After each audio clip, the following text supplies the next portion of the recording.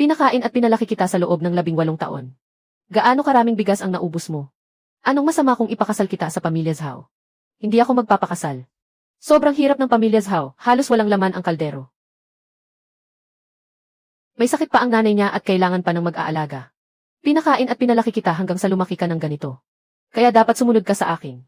Natanggap ko na ang bigay kaya ng pamilya Zhao. Isang sako ng harina at 10 yuan. Ako ang pinalaki mo.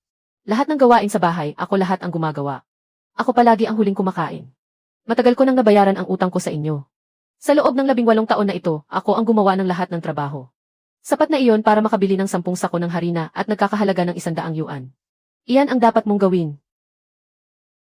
Kasi ate ka nga. Kung ate ako, ibig bang sabihin ako ang kakain ng tira at magsusuot ng punit na damit? Pinipilit mo akong magpakasal ngayon. Kahit lumuhod ka pa at magmakaawa sa akin sa hinaharap. Hindi na kita kikilalaning ina kailanman. Magsisisi ka rin. Ate, pagdating ko roon, huwag kang umiyak. Hinihintay ka pa ng pamilya Zhao na magtrabaho.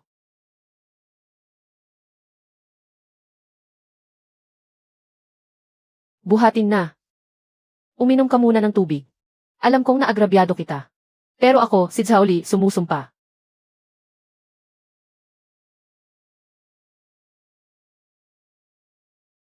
Naaalagaan at mamahalin kita. Iniwan ito ng tatay ko. 120 yuan. Lahat ng ipon ng pamilya. Ito ang kontrata sa bundok sa likuran. Noon, kinuha ng tatay ko ang kontrata sa loob ng 30 taon. May 25 taon pa. Ngayon, sa iyo na ang lahat ng ito. Ikaw, ibigay mo sa akin. Ikaw ang may bahay ng bahay na ito. Ikaw ang dapat mamahala sa lahat. Hindi ako marunong bumasa at sumulat. Kung marunong ka lang humawak ng pera, sapat na. Mula ngayon, ikaw na ang masusunod.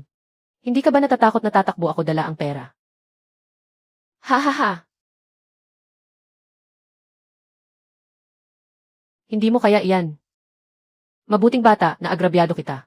Kung sakaling apihin ka ni Lee, sabihin mo sa nanay. Nanay, mabuti po siya sa akin. Ang pabigat na iyan. Sa wakas, naipaalis din natin siya. Ang kahig-kahig na bahay ng pamilya Zhao. Habang buhay na siyang hindi makakaahon. Ma, sa tingin mo babalik kaya siya para manggulo? Manggulo? Subukan lang niya. Ang anak na babaeng nakapag-asawa na, parang tubig na naibuhos na. Tapos na. Zhao, huwag kang masyadong mapagod. Magpahinga ka muna. Inay, pupunta ako sa bundok sa likuran para kumuha ng panggatong.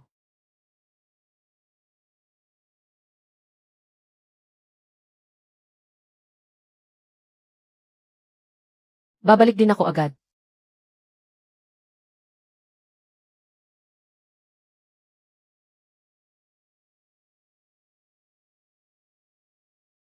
Ito ang kuweba na sinasabi ni Lee.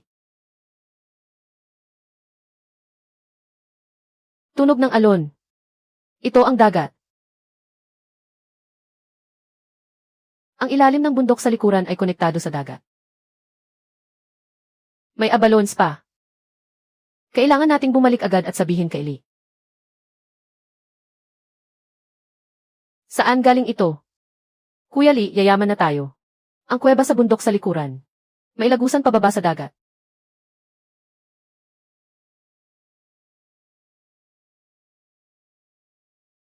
Bukas dadalhin ko agad ito sa palengke at ibebenta. Ineng, saan galing ang mga alimasag na ito? Lahat bibilhin ko. Magkano? 30 sentimo bawat kilo ang alok sa alimasag. 1 yuan bawat piraso ang abalon. Sa kabuuan, 3 yuan at 20 sentimo. Bilangin mo. Sa akin ito. Unang beses na kumita ako sa sarili kong sikap.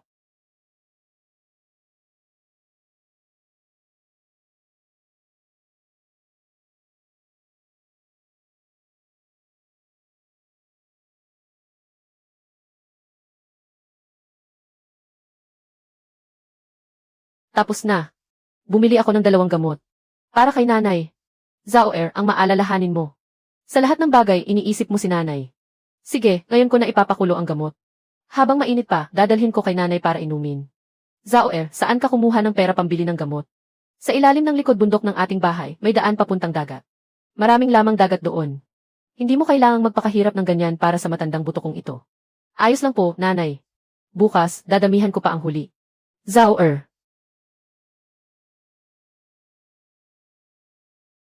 Mas malapit ka pa sa akin kaysa sa tunay kong anak na babae. Ay, Linzao. Marami na naman ngayon, ha? Ay.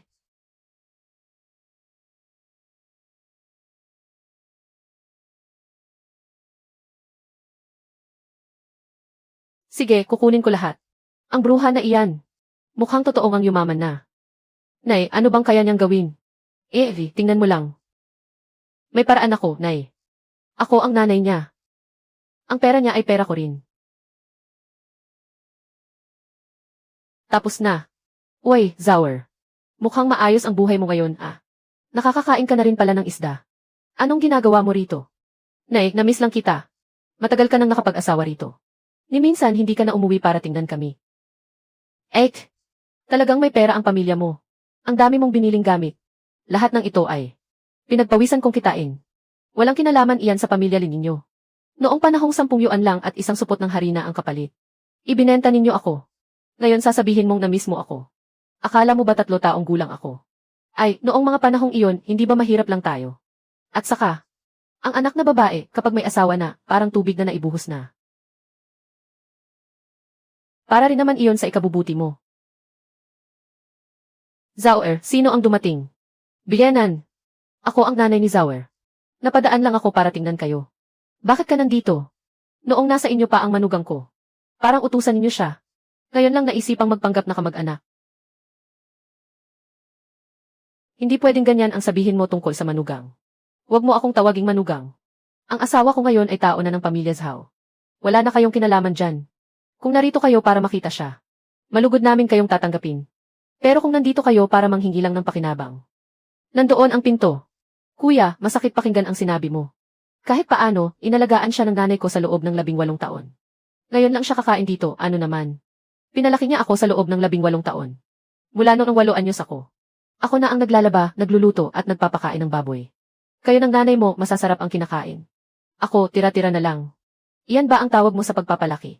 Wala kang utang na loob. Noong panahong iyon, kung hindi kita kinupkop, matagal ka nang namatay sa gutom.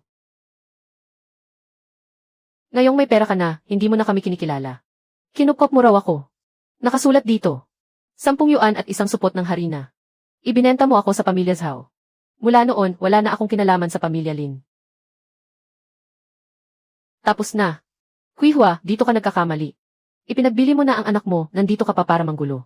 Nakakahiya ba o hindi? Ikaw, huwag kang magmayabang. Sinasabi ko sa iyo. Alam ko na ang tungkol sa likod bundok ninyo. Ang likod bundok ay nasa kontrata ng pamilya Zhao. Anong pakialam mo? Kung magsasalita ka pa ng kalokohan, kukunin ko ang kapitan ng nayon para humusga. Maghintay kayo. Darating ang araw na ikaw pa ang lalapit sa akin. Nay, pag-uwi niya, siguradong may binabalak siyang masama. Mag-ingat ka. Lalo na sa likod bundok ninyo. Naiintindihan ko na. Salamat sa iyo. Huwag kang matakot, nandito ako. Hindi siya mangangahas na gumawa ng kahit ano. Lei, mula ngayon. Halinhinan nating bantayan ang bungad ng kuweba. Kapag naglakas loob siyang gumalaw, isusumbong ko siya sa mga otoridad. Umuwi ka at hanapin mo ang pinsan mong si Dazuang. Papuntahin mo siya para tumulong. Papuntahin mo siyang tingnan ang likod bundok. Mabuti iyan. Hindi pwedeng hayaang ang lintik na babaeng iyon. Ang kinin ng mag-isa. Nay, naiintindihan ko na.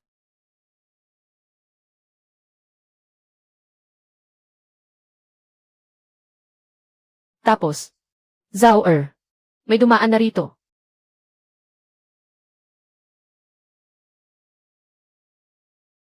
Nayurakan ang damo. Ang dami palang napakagagandang bagay. Tama ang sabi ng pinsan kong babae. Ngayon, yayaman na tayo. Dazuang. Ano nang ginagawa mo?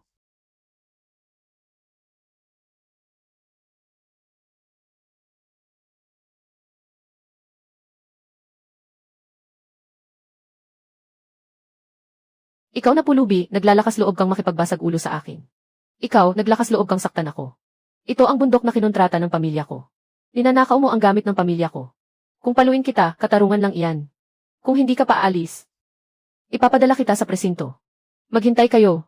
Ipapatawag ko ang pinsan kong babae para ayusin kayo. Zower, ang galing mo. Ayos ka lang ba? Tapos, ikaw na walang utang na loob. Si Dazuang ang pinsan mo. Kaya mo rin palang manakit. Kung hindi ka magbibigay ng paliwanag ngayon, hindi pa tayo tapos. Gusto mo ng paliwanag, sige. 30 taon ang bisa, ibibigay ko sa iyo. Ibibigay ko sa iyo. Ito ang sa likod bundok ng pamilya Zhao. 30 taon ang bisa. Ito ang para sa likod bundok ng pamilya Zhao. Kontrata ng pag-upa. May 25 taon pa bago mag-expire. Ang bawat damo at punong kahoy sa likod bundok ay pag-aari ng pamilya Zhao. Ninakaw ni Dazu ang gamit ng pamilya ko. Kung paluin ko siya, karapat-dapat lang sa kanya. Kung ayaw mong tanggapin ang kontrata, pumunta tayo sa bayan at magpasya ang gobyerno. Huwag mong idinidiin sa akin ang punit-punit na papel na iyan. Para lokohin ako. Ang bundok na iyan ay sa nayon.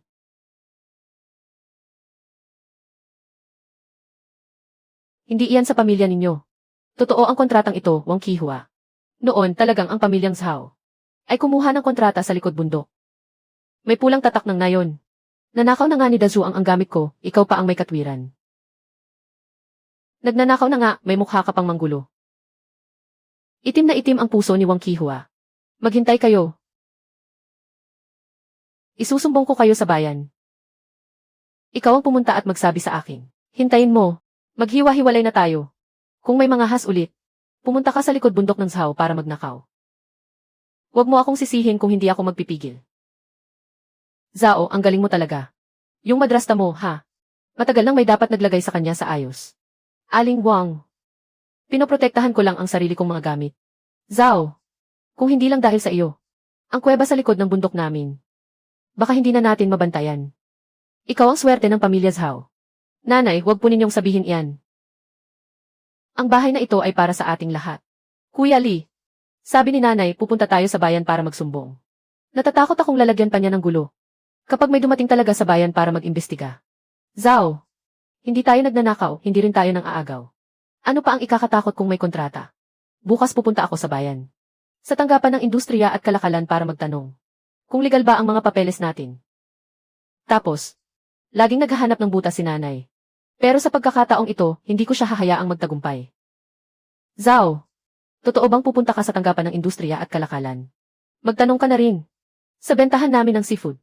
Kailangan pa ba ng permit? Hindi tayo nagnanakaw, hindi rin tayo nang aagaw. Pero dapat kumpleto ang mga papeles. Para hindi na magamit ni nanay ito bilang dahilan. Sinasabi ko sa inyo, na si Lin Zhao ay nagnakaw ng yaman ng estado. Ang likod bundok ay pag-aari ng buong nayon. Bakit siya pwedeng magbenta ng seafood? Lahat ng iyan ay galing sa kuweba sa likod ng bundok. Tita, may ebidensya ba kayo na ninakaw niya iyon? Ako si Lin Zhao. Ito ang kontrata ng pamilya ko para sa likod bundok. Tingnan po ninyo. Ito ang bakanting lupang inuupahan ng nayon. Balido ang kontrata. Tita, kumpleto ang mga papeles nila. Kung sa tingin ninyo may problema, pwede kayong magsampa ng kaso sa hukuman. Ano ang labag sa batas doon? Ninakaw niya iyon. Huwag ninyong gambalain ang trabaho namin dito. Nasa akin ang kontrata. Tingnan natin kung paano ka pa manggugulo. Tanggapan. Lin Zhao. Hinahanap kita ngayon. May isang boss ng pabrika ng pagkain kahapon. Na dumaan sa pwesto ko. Nakita niya ang mga alimango mo. At sinabi niyang gusto kanyang makilala. Pabrika ng pagkain. Ano nang gagawin nila sa mga alimango? Gumagawa sila ng dilatang seafood. Kailangan nila ng malaking dami ng sangkap. Kung kaya mong mag-supply ng tuloy-tuloy. Mas malaki pa ang kita mo kaysa sa tingi. Kuya Lee, tara, tingnan natin. Tapos na. Binibini, hindi masama ang kalidad ng seafood mo. Kailangan ng pabrika namin ng 2,000 gin ng alimango bawat buwan. 1,000 gin ng kuhol dagat. Ang abalon, bibilhin namin ng paisa-isa. Kung kaya mong mag-supply, bibigyan kita ng 10% na dagdag sa presyo sa merkado. Manager Wang, kaya ko po. Pero kailangan ko munang. Nalutas na ang problema sa transportasyon. Hahaha. Hindi mo na kailangang mag-alala sa transportasyon. Tuwing 3 araw, nagpapadala ako ng sasakyan. Pumunta ka sa nayon ninyo para maghakot ng paninda. Codigo. Salamat po, Manager Wang. Sisiguraduhin kong maayos ko itong gagawin. Ito ang deposito na 500. Umuwi ka at maghanda ng paninda. Pagkaraan ng 3 araw, ipapadala ko ang chopper para kunin. Ang galing mo talaga, Zhao. Talagang pinupuri ka ni Manager Wang. Kuya Lee, Hindi lang ito ang gawa ko. Kung hindi ka lang naniniwala sa akin, ibigay mo sa akin ang kontrata. Hindi ko rin naisip iyon. Pwede pang may makuhang kayamanan sa bundok na ito. Naniniwala ako sa iyo. Dahil mas matalino ka kaysa sa akin. Tanga. Nay, hindi ba sabi mo pupunta ka para sabihin sa kanya? Bakit ka bumalik na nakayuko at parang talunan? May kontrata siya. Wala akong magagawa para ipaglaban. Tapos na. Zhao Chuan. Magkano? 380 piso. Kasama ang deposito na ipinadala ni Manager Wang. Kabuuan, 888. Kung gayon, di ba? Pwede nang magpatayo ng bagong bahay. Sapat na para makabili ng ladrilyo at bubong. Diyos ko, hindi ko inakala kahit sa panaginip. Sa wakas, makakapagpatayo na rin ng bagong bahay ang pamilya namin. Yung pamilya Lin na iyon, biglang yumaman na naman. Talagang swerte nila sa buhay. Nakapasok sila sa mabuting pamilya sa pag-aasawa. Anong swerte? Mag-asawa naman sila. Pinagpaguran nila iyon. Kayo, kahit hindi pa sumisikat ang araw, umaakyat pa rin ang bundok. Sino ang nasa dagat pa rin kahit hating gabi?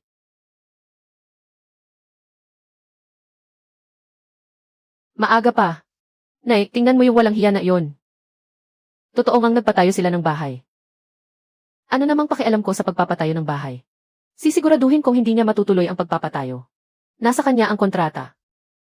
Magsumbong ka man, wala kang panalo. Hindi ka mananalo. Kung gayon, may iba akong paraan. Hindi ba siya lumaking walang ama't ina? Maghahanap ako ng tatay at nanay para sa kanya. Ano nang ibig mong sabihin? Maghahanap ako ng ibang tao. Magpapanggap na siya ang tunay niyang ama. Pagdating ng panahon, pupunta kami roon para kilalanin siya bilang kamag-anak. Hindi niya iyon maitatanggi. Nay, napakatalino mo talaga. Tapos na.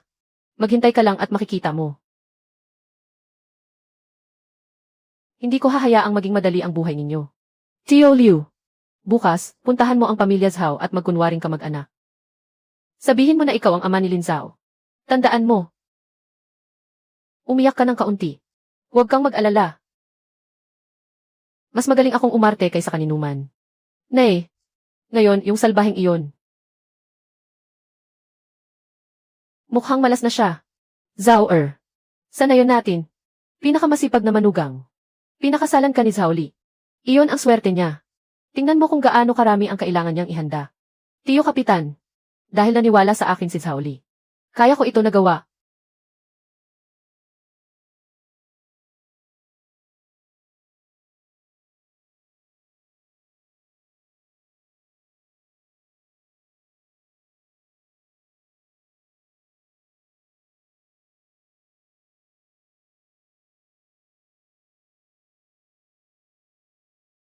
Mabuti. Zhao Li. May maayos na tayong tahanan ngayon. Lin Zhao. Ano ang susunod nating gagawin? Marami pa ring lamang dagat sa kuweba. Hindi pwedeng maputol ang mga order ng pabrika. Gusto ko sanang kumuha pa ng 2 tutulong. Hindi natin kakayanin kung tayong 2 lang. Sige, susunod ako sa gusto mo. Tapos, anak, sa wakas ay nahanap na kita. Ako ang tunay mong ama. Tunay kong ama. Bata pa lang ako ay wala na akong ama. At sasabihin mong ikaw nga. Tunay nga ako. May patunay ako.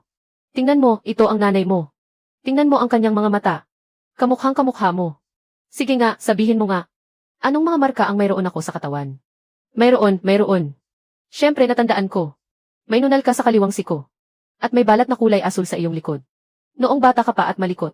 Nahulog ka mula sa kalan. Kaya nag-iwan ito ng maliit na peklat sa noo mo. Nahulog. Malinaw na gawa ito ng palo ni Wang Qihua. Siguradong pakana na naman niya ito. Ama, nangungulila ako sa iyo ng labis. Aking mabuting anak. Nangungulila rin ang ama sa iyo. Ama, uminom ka muna ng tubig para mahimasmasan. Hanapin mo si kasamang Li sa presinto. Paimbestigahan ang taong ito. Tapos, Ama, saan ka ba nagpunta nitong mga nakaraang taon? Bakit ngayon mo lang ako hinanap? Mahabang kwento. Noon, nagpunta ako sa timog para magtrabaho. Pero naloko ako doon. Hindi ako nakabalik. Nitong mga nakaraang taon lang ako nakapag-ipon ng pamasahe. Anak, huwag mo sanang isisi sa ama. Hindi ko po kayo sinisisi. Mabuti at narito na kayo. Dito na kayo titira mula ngayon.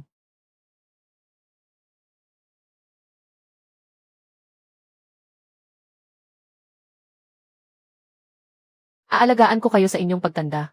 Kasamang Lee. Siya nga po ang taong iyon. Nagpanggap siyang tunay kong ama para manghingi ng pera. Anak, ano bang sinasabi mo? Tunay mo talaga akong ama. Si Liu Daku, 47 taong gulang. Taga Liujiago ng bayang ito. Nabilanggo na ng 3 taon dahil sa kasong panloloko. At kakalabas lang noong nakaraang taon. Kailan ka pa nagkaroon ng anak na babae? Manloloko pala siya. Lantad na lantad ang araw ay nagagawa pang mang-scam.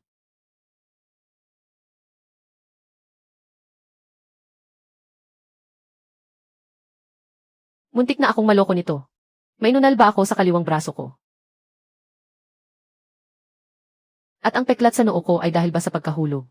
Inutusan ka ni Wang Qihua na pumunta rito. Hindi ba? Magsalita ka. Si Wang Qihua nga. Binigyan niya ako ng 20 piso. Para magpanggap na ama mo. Sabi niya kapag naniwala ka, ang perang kikitain ng pamilya mo sa hinaharap ay hahatiin sa kanya. Wang Qihua. Ang taong ito na walang konsensya at masama ang loob. Tapos, anong ginagawa mo? Anong balak ninyong gawin? Siya po iyon. Siya po ang nag-utos sa akin na gawin ito. Wala po akong kasalanan na pagbintangan lang ako.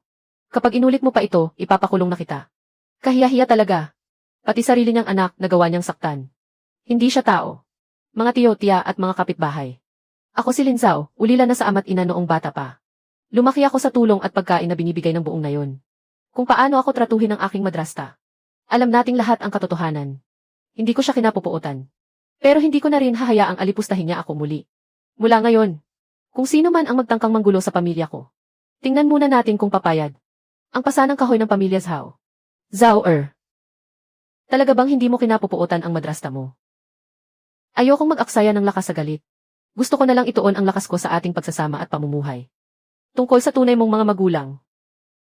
Buhay pa kaya sila? Hindi ko alam pero gusto ko silang hanapin. Nanay, sa nangyaring ito, dito sa nayon, hindi na talaga tayo makakapamuhay ng maayos. Hindi ako naniniwala na ang buwisit na batang iyon ay mananatiling maswerte sa lahat ng oras. Maghintay lang siya. Tungkol sa tunay niyang mga magulang, mas marami akong alam kaysa kahit kanino. Tapos, Tiyo Ma, maaari niyo po bang tulungan akong tingnan ito? Parang nakita ko na ang pendant na jade na ito noon. Saan niyo po ito nakita? Noong nakaraang 10 taon, may mag-asawang galing sa ibang bayan ang nag-ulat ng kaso. Ang sabi nila ay nawawala ang kanilang anak. Sa kamay ng babaeng iyon, may hawak din siyang ganitong piraso ng jade. Sabi niya ay suot daw ng bata ang kapares nito. At ang kalahati ay nasa kanya. Ano po ang pangalan ng mag-asawang iyon? Hahanapin ko muna, napakatagal na kasi ng panahon. Hindi ko alam kung narito pa ang record. Nahanap ko na. 16 na taon na ang nakalipas. May mag-asawang nag-ulat ng kaso. Guhwayuan ang pangalan ng lalaki. At Shensiulan naman ang sa babae. Taga-kabiserang panlalawigan sila. Sabi nila na wala ang anak nilang babae noong mamasyal sila sa palengke ng bayan. Ang jade na iyon ay pamana pa ng kanilang pamilya. Isang peres na hinati sa 2. Suot ng anak ang kalahati. At ang kalahati naman ay itinago ng ina. Shensiulan. Nandoon pa rin kaya sila? Tapos, taon-taon silang pumupunta rito para magtanong. Pero kinalaunan ay unti-unti na silang hindi nakakapunta. Titingnan ko ang tirahan. Kalye Hongki sa kabiserang panlalawigan. Medyo malabo na ang eksaktong numero ng bahay. Zhao. May pangalan at may lugar na tayong alam. Tiyak na mahahanap natin sila. Maraming salamat po, Tiyo Ma. Pupunta ako para hanapin sila. Gagawa ako ng sulat ng pagpapakilala para sa iyo. Pagdating mo sa kabiserang panlalawigan, pumunta ka sa lokal na istasyon ng pulis para magtanong.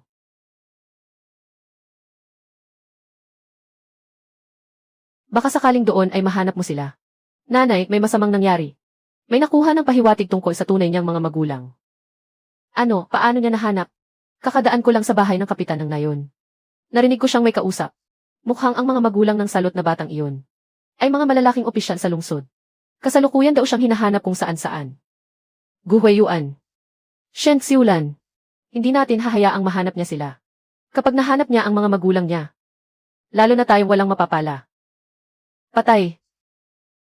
Nay, ano na ang gagawin natin? Noong nakaraang naghanap tayo ng peking ama. Minura na tayo ng buong nayon. Wala akong magagawa. Pero may ibang makakagawa. Hindi ba't taga-lalawigan ang mga tunay niyang magulang? Hahanap ako ng pupunta sa lungsod. Para maunahan silang mahanap. Sasabihin nating naghihirap si Lin Zhao ngayon. At hihingi tayo ng pera. Kapag dumating sila, sasabihin nating tayo ang nagpalaki sa kanya. Para bigyan tayo ng pera ng mga magulang niya. Bukas na bukas, ako mismo ang pupunta sa lungsod. Hindi natin hahayaang maunahan niya tayo. Zhao pupunta ka ba talaga para maghanap? Opo, saan man sila naroroon. Gusto ko silang makita kahit isang beses lang. Zhao balita ko may nakuha ka ng pahiwatig sa mga magulang mo. Napakabuting balita naman yan. Bata ka pa lang ay wala ka ng mga magulang. Kaming mga matatandang kapitbahay mo. Naaawa talaga sa iyo. Nga, Zhao kung pupunta ka sa lungsod, kami na ang bahalang mag-asikaso sa mga bagay rito sa bahay ninyo. Maraming salamat po sa inyo, mga ate. Sasamahan ko si Zhao na pumunta. Ipinagkakatiwala ko na pumuna ang bahay sa inyo. Zhao kapag nahanap mo sila, iuwi mo rito. Para madagdagan ang pamilya natin. Sige po. Huwag kang matakot, Zhao ano man ang naghihintay sa atin sa harap. Magkasama nating haharapin ito. Kayo po ba si Ate Shen Xiulan? Ako po ang umampon kay Lin Zhao. Gusto kayong mahanap ni Lin Zhao noon pa man. Kaya heto, isinama ko siya rito. Ito naman po ang kapatid ni Lin Zhao. Nasaan si Lin Zhao? Napakasakit ng buhay ni Lin Zhao ngayon. Nakapag-asawa siya ng mahirap. Walang katiyakan kung may makakain sa susunod na oras. Kung may kakayahan naman kayo, tulungan ninyo naman siya. Napo. Nagdusa talaga ng husto ang ate ko. Sabi mo ikaw ang umampon sa kanya. Bakit hindi mo kasama si Lin Zhao na pumunta rito? Siya. Nahihiya po kasi siyang pumunta. Kaya pinauna muna niya ako para makipag-usap. Mawalang galang na po, dito po ba nakatira si Gu Huiyuan? At Shen Xiulan. Opo, sa bahay na iyon nga po. Sige po. Salamat. Mawalang galang po. Ito po ba ang bahay ni Gu Huiyuan?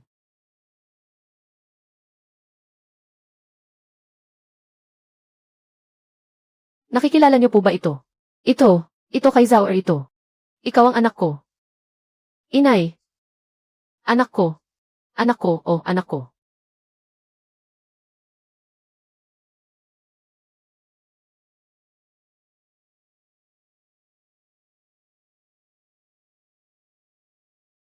Labing-anim na taon kang hinanap ni nanay. Wang Qihua. Hindi ba't sinabi mong foster mother kita? Hindi ba't sinabi mong naghihirap ako? Hindi ba't pumunta ka rito para hingan sila ng pera?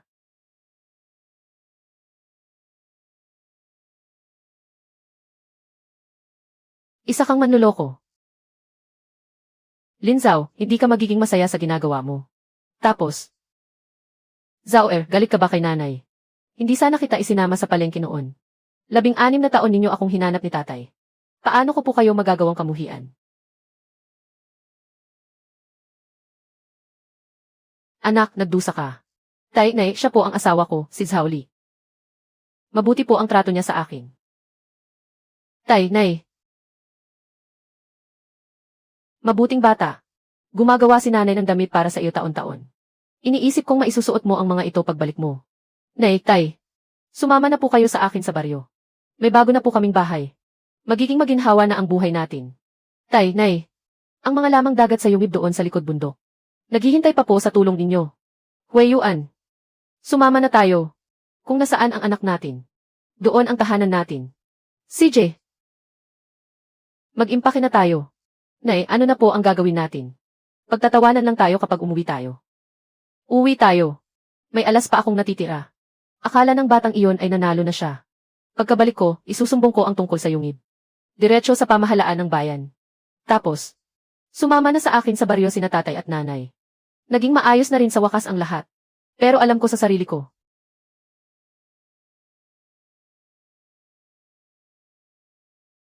Hindi basta-basta susuko ang aking madrasta. Zhao Masaya si nanay pero natatakot din ako.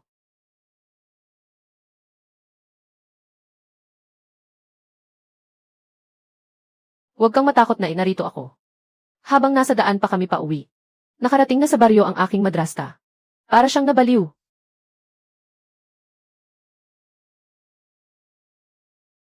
Paniwas na sinisiraan ako sa lahat. Ang sutil na si Linzao ay nagnanakaw ng yaman ng bayan. Ang yungib sa likod bundok. Pag-aari iyon ng komunidad. Sinasarili niya ito. Wala man lang tayong nakukuhang biyaya. Pero may kontrata siya ng pag-upa, di ba? Peke ang kontratang iyan. Nagsumbong na ako sa bayan. Maghintay lang kayo. Pagbalik niya ay makukulong siya. Tapos, mga Ginoo, ano po ang nangyayari rito? May nagsumbong sa amin. Iligal daw na sinasakop ng pamilyang Zhao ang yaman ng komunidad. At nagmimina ng walang pahintulot. Naparito kami para patunayan ang sitwasyon. Mga Ginoo, ako po si Lin Zhao. Nasa akin po ang kontrata ng pag-upa sa likod bundok. Hindi ko lang po hindi sinira ang kalikasan. Nakatulong pa ako sa ekonomiya ng aming baryo.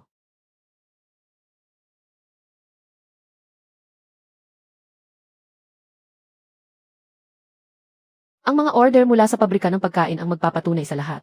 Legal at may bisa ang kontrata. Ang yaman sa likod bundok ay sa umuupa nito. Nakatulong pa si Lin Zhao sa pagpapalago ng ekonomiya. Dapat siyang suportahan ng bayan. Imposible, nagsisinungaling siya. Nag-imbestiga na kami. Hindi lang walang nilabag na batas si Lin Zhao. Nagbigay pa siya ng mahigit 10 pansamantalang trabaho sa mga taga-baryo. Tutupo. Wang Qihua. Sa ngayon, ang ginagawa mo ay labag sa batas. Pang-aapi sa stepdaughter. Ngayon, naglakas loob ka pa talagang magreklamo. Wakas. Inay. Ang anak mo. Ang pinakamabuting manugang sa mundo. Mapalad talaga kaming mag-asawa. Ek. Kayo ang nag-alagang mabuti kay Lin Zhao. Bilang mga magulang, marami kaming pagkukulang sa kanya. Nanay, wag na po nating pag-usapan yan. Mula ngayon, mamumuhay tayong matiwasay bilang isang pamilya. Halikayo, magtuos tayo para sa pamilya ni Lin Zhao. Naway lalong guminhawa ang buhay ninyo. Salamat sa inyong lahat. Kapag lumago ang negosyo natin sa mga produkto mula sa bundok, lahat ng taga rito na gustong magtrabaho ay magkakaroon ng bahagi. Lin Zhao, dinala na ang stepmother mo. Nandito na rin ang mga magulang mo. Ang buhay natin. Dito na ba magtatapos? Wakas. Hindi ito katapusan, simula pa lang ito. Marami pang lamang dagat sa loob ng yungib. Lalong lumalaki ang mga order sa pabrika ng pagkain. Naisip ko kung maaari. Naisali rin ang lahat ng tao sa nayon. Sabay-sabay tayong aangat. Kung ano ang gusto mong gawin. Susunod ako sa lahat ng sinasabi mo. Hindi ka ba natatakot na ubusin ko ang ipon ninyo? Hindi, dahil mas matalino ka kaysa sa akin. Wang Qihua, alam mo ba ang pagkakamali mo? Wang Qihua, alam mo ba ang pagkakamali mo?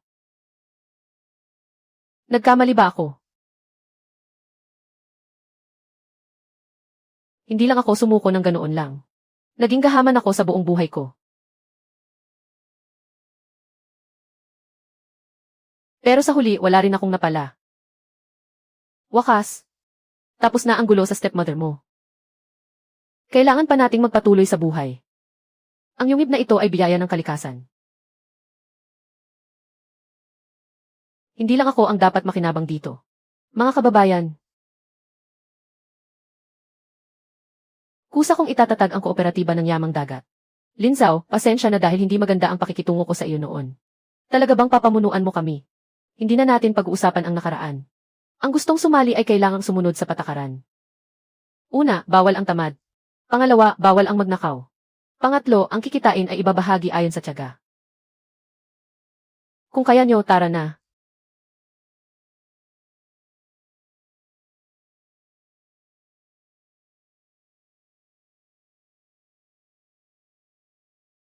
Sasali ako. Diyos ko po. 10 ang higit na malaki kaysa sa inaasahan ko. Ang mga lalaki pumasok sa tubig para manghuli. Ang mga babae maghihiwalay ng huli sa pampang. Mag-ingat kayo. Mag-ingat kayo.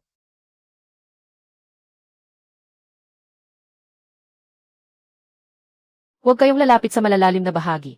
Lin Zhao, dumating na ang load o kargamento mo. Ang ating pabrika ng dilata ay madodoble na ang produksyon. Manager Wang, ang batch na ito ay puro abalon na may kalidad. Pakitingnan po ninyo. Para sa susunod na batch, magtataas ako ng presyo ng 10%. CJ. Wakas. Kooperatiba ng Nayo ng Zhao. Kabuang kita sa unang buwan. 2,300 piso. Pagkatapos bawasan ang mga gastos. Ang malinis na kita ay 1,800 piso. Ibabahagi natin base sa trabaho.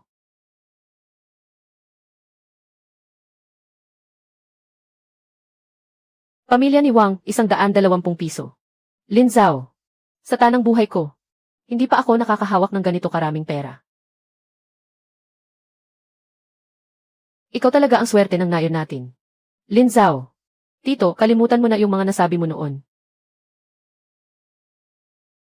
Huwag mo na lang dibdibin yun. Tapos na ang nakaraan, hayaan mo na. Magpursige ka na lang simula ngayon. Giginhawa rin ang buhay natin.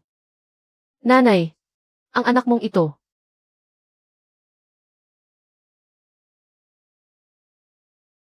Para yatang galing sa langit ang talino.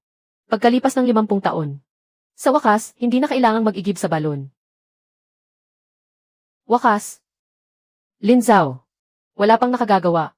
Nang nagawa mo kahit ilang kapitan na ang dumaan. Tito Zhang. Hindi lang po ito dahil sa akin. Pinagtulungan po ito nating lahat. Ano ang susunod na plano mo, Lin Zhao? Palalawakin pa natin ang kuweba sa likod ng bundok.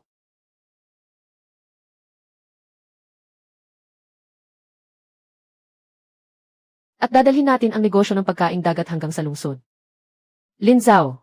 Lapit na mag-1 taon mula nang ikasal kayo ni Zhao Li. Kailan niyo naman balak bigyan ng apo si nanay? Nay, bakit niyo naman po na itanong ng biglaan? Hayaan na po natin sa takdang panahon, Nay. Nanay.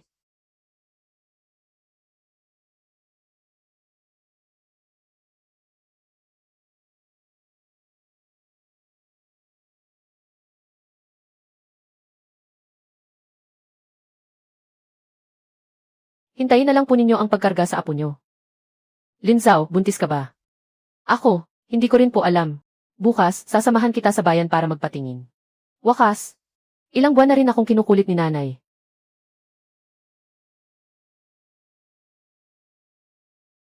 Hindi ko akalaing totoo nga ang hinala niya. Lin Zhao. Sasamahan kita sa pagamutan sa bayan. Ano na nangyari, Lin Zhao? Ayos ka lang ba? Hindi naman po dahil may masama, kundi dahil may magandang balita.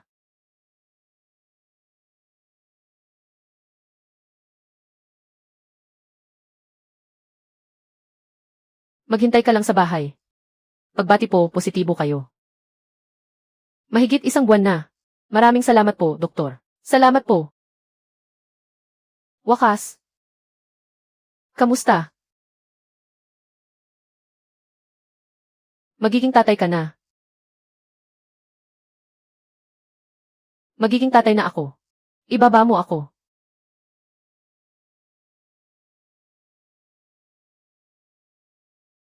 Mag-ingat ka sa bata. Anak, magtatrabaho ng mabuti si tatay pagkatapos nito.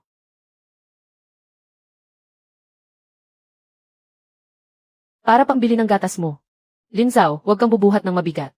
Huwag ka ring aakyat sa matataas. Tumawag ka na lang sa akin. Opo, alam ko na. Hindi naman ako gawa sa porselana. Lin Zhao, tumawag ang planta ng pagkain. Gusto raw nilang pumirma tayo ng 3 taong kontrata. At itataas pa nila ang presyo ng bawat benta natin. Ang galing naman. Dahil dyan, pwede na nating palakihin ang operasyon ng ating kooperatiba ng doble. Wakas. Dapat na ba tayong kumuha ng dagdag na tao? Sabihan mo si Wang na kumuha pa ng ilan. Iyong mga masisipag at mabilis kumilos na mga nanay. Lin Zhao. Pag natapos na ang bahay na 2 palapag na ito na ang pinakamaganda sa Nayo ng Zhao. Pagkatapos nito, Lin Zhao. Dito ka na rin tumira sa unang palapag para maginhawa ka. Lin Zhao, napakabuti mo talaga. Lin Zhao. Ang malaking bintana sa itaas ay itinabi ko para sa iyo. Tanaw na tanaw mo mula roon ang bundok. Zhao Li. Parang panaginip lang ang buhay natin ngayon. Hindi ito panaginip, totoo lahat ng ito.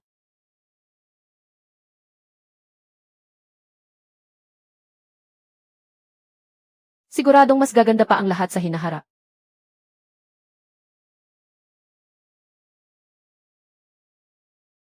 Wakas, ano pang ginagawa mo rito? Hindi ka namin tinatanggap dito. Gusto ko lang makita si Lin Zhao. Zhao Li, hayaan mo na siyang umalis. Huwag na siyang pabalikin dito. Nay, bumalik na tayo sa bahay. Sige, umuwi na tayo. Zhao pagdating ng panahon, ang ating anak ay tatakbo-takbo sa bahay na ito. Tuturuan din natin siyang magbasa. Tuturuan nating mag-aral. Hindi siya pwedeng maging tulad nating walang pinag-aralan. Kahit wala tayong pinag-aralan. Pero may kakayahan tayo. Ang anak natin ay magiging mas mahusay kaysa sa atin. Zhao Li, sabi mo, ano pa ba ang hihilingin natin sa buhay na to? Wala na. Andito ka na, may anak na tayo. At may tahanan na tayo, sapat na iyon. Nagkamali ako, patawad, nagkamali talaga ako. Tapos, lumalaki na ang bata at lumalago ang negosyo. Paano ako hihinto? Ang kalidad ng abalon na ito ay mas maganda pa sa dati nating nakukuha. Sigurado ba kayong tuloy-tuloy ang supply nyo? Mayaman ang ngayon ng Zhao sa likas yaman mula sa dagat. Higit 30 tao ang nasa kooperatiba namin. Nakakapag-ani kami ng mahigit 500 abalon kada araw. Ilang piraso ang kailangan nyo, Manager Zhang?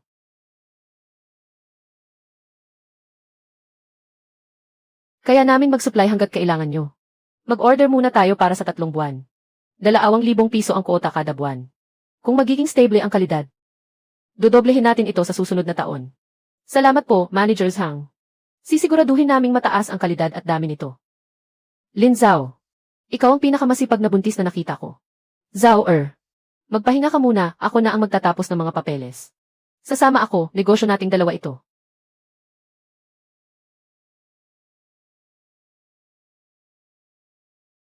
Tapos, ang kabuang kita ngayong buwan. 5,600. Ang malinis na kita ay 4,200.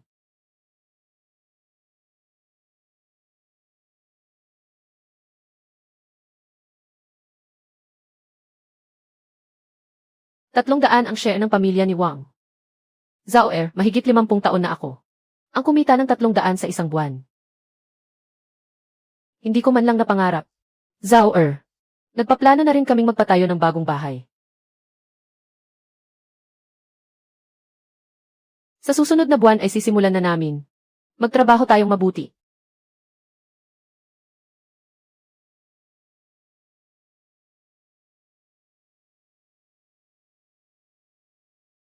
Sa susunod na taon, ibebenta na natin ang seafood sa ibang probinsya. Dr. Lin Zhao.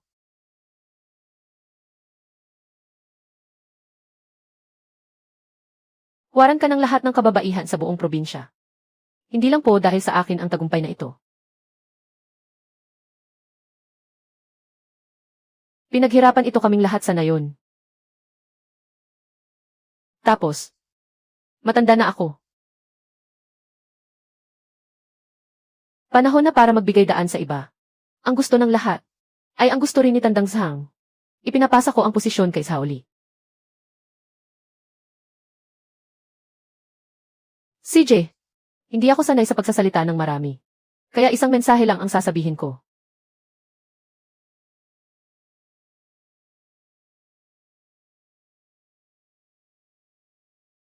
Sa hinaharap, susundin ko pa rin ang gusto ni Zhao. Amituofo. Pagpalain nawa ang ina at ang bata. Tapos, binabati kita, babae ang anak nyo. 3 kilo at 400 gramo. Ligtas ang mag-ina. Ang anak ko. Ang anak ko. Zhao Li, bakit ka umiiyak? Zhao salamat. Salamat sa pagbuo ng pamilya kasama ko. At sa pagbibigay sa akin ng isang napakagandang anak. Ano ang ipapangalan natin sa anak natin? Pangalanan natin siyang Zhao Nian. Ibig sabihin nito ay laging tandaan ang kabutihan. Tandaan ang kabutihan mo. Tandaan ang kabutihan ng lahat. Maganda. Zhao Nian. Isang dakilang bayani ang nanay mo. Paglaki mo, dapat maging katulad ka rin niya. Huwag mo namang turuan ng ganyan ang bata. Hindi naman ako bayani. Bayani ka. Ikaw ang bayani ko at ng buong nayon natin. Ang nayon ng Zhao ay naging kauna-unahan sa buong distrito, na naging huwarang nayon ng kaunlaran. Pinarangalan ang pinuno ng pag-unlad na si Lin Zhao. Wakas, sa araw ng unang kaarawan ni Yan En, nagawaran muli ang nayon bilang huwarang nayon, kasamang Lin Zhao. Ikaw ang ehemplo ng buong distrito po natin.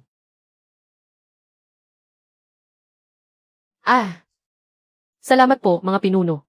Sa totoo lang, isa lamang po akong ordinaryong babaeng taga-bukid. Ang marating ang puntong ito ngayon ay dahil sa batas ng ating partido. At salamat din sa tulong ng lahat sa ating nayon. Hahaha. Dapat ko ring pasalamatan ang asawa kong si Zhao Li. Siya ang nag-abot sa akin ng kontrata noon. At nagtiwala sa akin.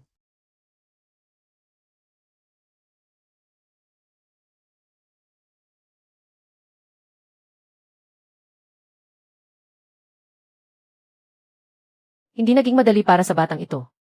Zhao, nagpatayo ka ng paaralan sa nayon. Hindi na kailangang maglakbay ng mga bata ng napakalayo. Para lang makapag-aral sa bayan.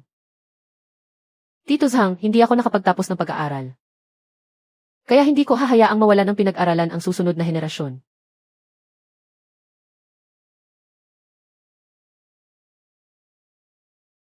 Mama. Ni An-en, dito ka na mag-aaral paglaki mo. Wakas. Taon, protektahan. 3 taon, protektahan. Ang hanggang kuweba ay bigay ng langit. Ngunit hindi tayo dapat maging maramot. Napag-usapan na namin ito ni Manager Wang. Magkakaroon ng 2 buwang bawal mangisda taon-taon. Upang hayaang makapamuhay at dumami muli ang mga yamang dagat. Gagawin nating korporasyon ang kooperatiba para maprotektahan ang pinagkukunang yaman. Bawat pamilya ay magkakaroon ng bahagi batay sa kanilang kontribusyon. May dibidendo sa katapusan ng taon. Ibig mong sabihin, mga shareholders na tayong lahat mula ngayon.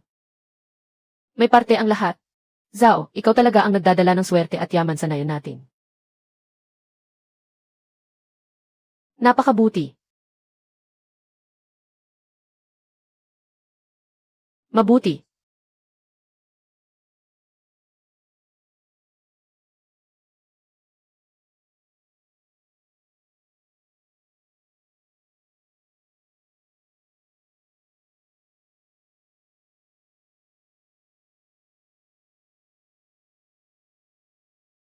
Wakas.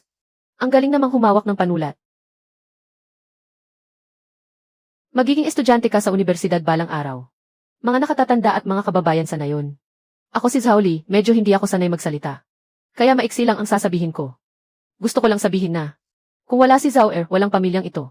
Walang ganitong kaunlaran sa ating nayon. Nais ko siyang alayan ng isang tagay. Kuya Li, natuto ka na ring maging emosyonal. Tama si Li, tagay para kay Zhao. Hahaha.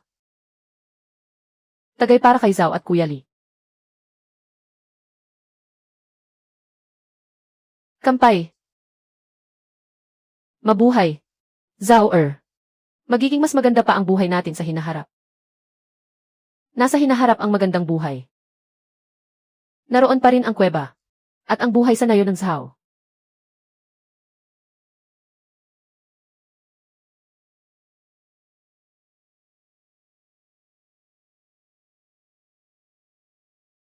Ay patuloy na aasenso.